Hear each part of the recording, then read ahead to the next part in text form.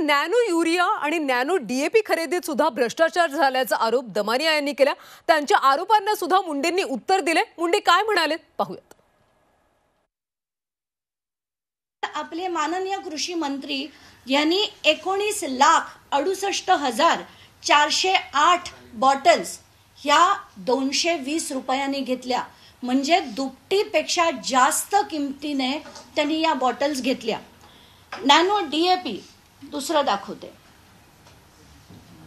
हे nano DAP ची bottle आहे। त्याचा बाजारभाव आहे 269 रुपये, पण आमच्या माननीय कृषी मंत्र्यांनी 590 रुपयाला त्याची खरेदी केली आहे। आणि हा दोनच मिळून घोटाळा जो आहे तो 88 कोटीचा घोटाळा आहे।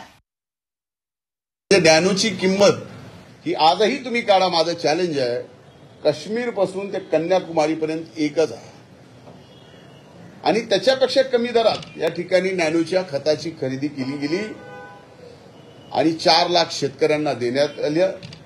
4 लाख शेतकऱ्यांची फवारणी, म्हणजे विचार करा, त्यांचं म्हणजे 1 मिनिटात 7 मिनिटात जर 1 एकर फवारणी होत असेल आणि तेही 200 रुपयामध्ये आणि 600 रुपये फक्त ड्रोनचा खर्च, म्हणजे खर्च झाला 600 रुपये एकरी आणि वेळ वाचला किती, 1.5 दिवस।